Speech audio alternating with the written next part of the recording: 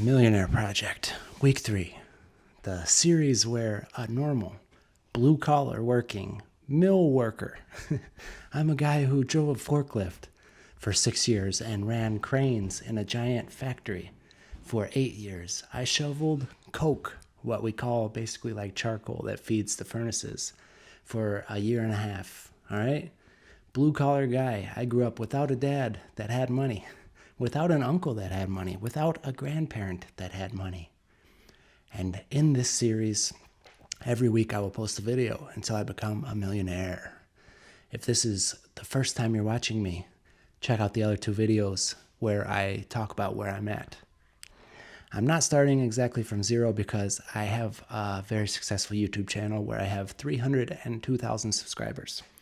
So this channel and this series is going to be tracking my progress from where I'm at now until I have $1 million net worth.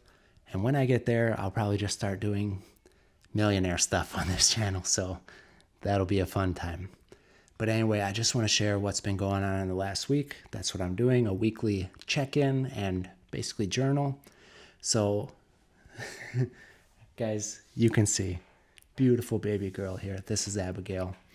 And in the last week, my wife and I are still trying our best to get used to life with this one. This is kind of what it is now. You work when you can, when she's sleeping, but it has dramatically slowed me down. Luckily, I had a bunch of stuff filmed already for my other channel, so I could kind of roll on autopilot for a couple weeks. You got to plan ahead, guys. So nothing to report in the last week as far as money. It's been a normal week. I got paid for 40 hours from my job because you get 2 weeks paid when you have a new baby born. And I'm getting a check in a couple days for $863 from the YouTube channel for ads. That's all that's going on. I haven't invested anything.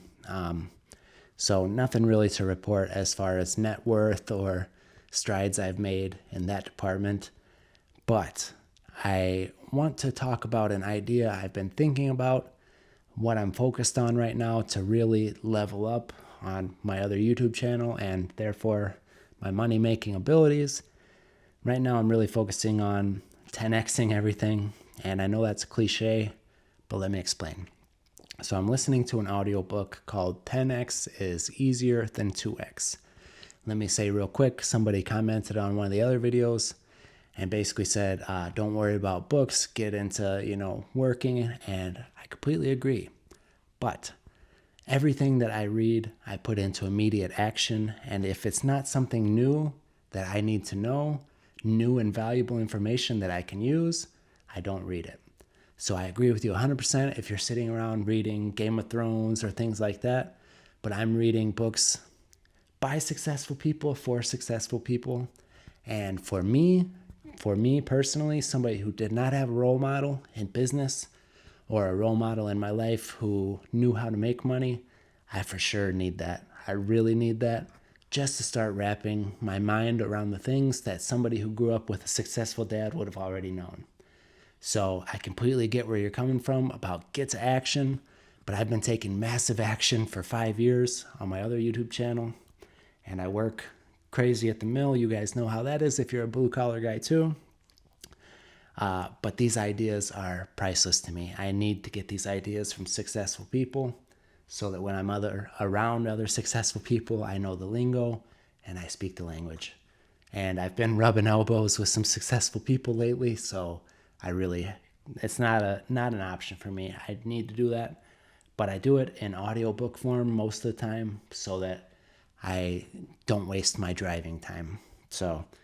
But anyway, let me tell you what this book has changed already, and I'm only on chapter 1, guys. I've listened to the introduction, some words from the authors. There's 2 authors, and chapter 1, and it's already got me thinking. So they say that 10xing your business, your profits, is easier than 2xing. Now that sounds crazy, right? It's counterintuitive, but it makes a lot of sense when they break it down, and I never thought about it this way. In order to 2x, you have to work harder. In order to 10x, you have to become a whole new person to whom that is a possibility. So what that means is, in order to 2x my content, I need to film twice as much, right? I need to spend twice as much effort on promoting my products and things like that. In order to 10x, I have to start looking for completely new opportunities. I can't 10x how much I film. I don't have enough time in the day. I'm a father, I'm a family man, I'm a worker. But to 10x, I have to start focusing on completely different things. Basically, they say there's tons of routes to 2xing, and it all requires a lot of energy. 10xing, there's one or two paths. So really, it's about cutting out the noise, okay? Cutting out everything that's not helping you get to that big goal. And that's another thing that I was already doing without thinking about it, but hearing it makes a lot of sense. If your goal sounds super attainable, it's not going to help push you as far as you need to be pushed. What I mean by that is, I spoke with a friend of mine who's really good at social media. She was giving me some consulting before my YouTube channel popped off. When I had about 5,000 subscribers, I was at a plateau. She was telling me, what's your goal in the next year? I told her my goal has always been 100,000 subscribers. She said, oh, that's not possible. That's not going to happen. How about 10,000 subscribers in a year? Now, in my mind, I'm like, that doesn't excite me at all. So therefore, that's a useless goal to me, because 10,000 doesn't get me going. It doesn't get me out of bed. I always knew in the back of my mind, I need a huge goal. I need a dream. And that's what'll keep me up at night. That's what'll get me up at 4 a.m. before I have to go to work to edit a video.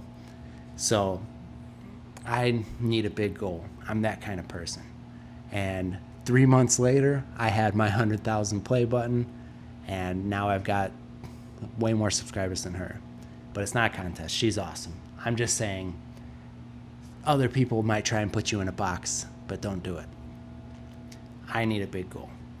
So now, my big goal, my realistic goal, guys, within the next year, the realistic goal is $10,000 a month, close to that, from social media. And in order to get that, I need to get my views up and keep selling my products. And, other partnerships and things like that, I think that's a pretty realistic goal. Now, the goal that people will say is impossible is $100,000 a month. Okay? And even if I don't hit 100,000, that's where I want to be. That's where I see myself in the future. Tons of money, not just doing okay. I don't, bust my butt to be okay. And, $10,000 a month, I could do working OT at the mill.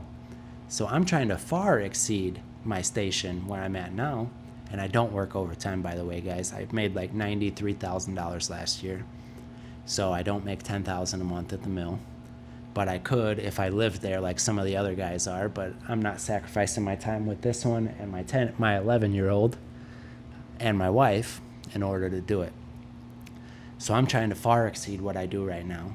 And how can I do that? I have to 10x myself as a person, and I have to cut away all the nonsense. So the way that I'm applying this to me is two things.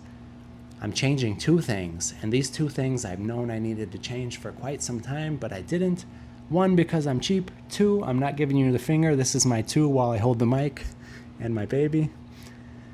Two is stop being stubborn. So one, I need to stop being cheap and get a video editor. I have a wonderful kid in Colombia, a young man who helped me out before with shorts. He is awesome. He never let me down. I'm reaching out to him and see if he'll get involved in editing my long form videos because I hate editing, but I've been doing it for 5 years. It's such a chore to me and I don't want to do it anymore. If I could pass off that time that I would use editing, I could film another video a week easy. So if I could get him on board with that, that will give me more time to focus on creating. Two is stop being stubborn. Now, how do I stop being stubborn? Well, the idea of 10x is easier than 2x is focus on the top 20% of things that will give you the biggest amount of results. Okay, so for me as a YouTuber, hey baby girl, you're okay. For me as a YouTuber, that means focusing on the things that get me the most views and subscribers, and therefore ad revenue, and therefore customers to sell to in the future. Now, why I'm saying that's stubborn, I've been stubborn by not doing that, is because the videos that get the most views for me are the boring ones, guys. I teach English on my other channel to people all around the world. And my 5 videos that have done the best, hundreds of thousands of views, close to 1 million, are what I eat in a day, chores around the house, okay, real life in the United States. Now, I don't mind doing these, but I always have crazy ideas, guys. Like, I went camping in the Michigan wilderness by myself for 2 days, and it got like 30,000 views, which is cool, but that was a me idea. That wasn't what these people want and need. They need practical, real life, everyday English. So I have to start focusing on that, even if it's boring. And somebody very successful who I collaborated with told me, sometimes you really have to double down on the boring. If it works, that's where you put your attention and your energy. So I'm really gonna take that advice because this guy is killing it. I collaborated with him virtually, and then I met him a month later. That was a couple weeks ago. Super cool guy. He's got like 700,000 subscribers on YouTube. He's got a school community where he makes like 10,000 extra. Yeah, this guy's got money. He's thinking of opening a trading card store in Mexico where he's from. And if he told me to focus on the boring stuff, then I need to listen to that because that's the kind of people I want to be around and be like. So that's what I've been focusing on, and that's what I want you to take from this video is don't always think about what you want. Think about what your customers or your viewers, the people who are paying you, need. And either they're paying you directly buying your products or they're paying you by paying attention. Okay? So think about what they need, what they want, and not what you want. In the book, The Go-Giver, they said that your influence is directly correlated with how often you put the needs of others before your own wants and needs. So guys, that's what I'm focusing on. And when I'm not focusing on this one, and just like that person told me in that comment, I'm going to strap this little girl to my chest and get to work. So thank you guys if you're watching. I'll make at least a video next Monday, but I do have some other ideas that I might throw up here before then. So at the very latest, I'll see you next Monday. She's making noises. So that means she's about to wake up and want this bottle. So let me go be a dad, take off my YouTuber hat. This is literally a YouTuber hat. It's a hat from my other channel, but all right. Talk to you guys next week. Bye.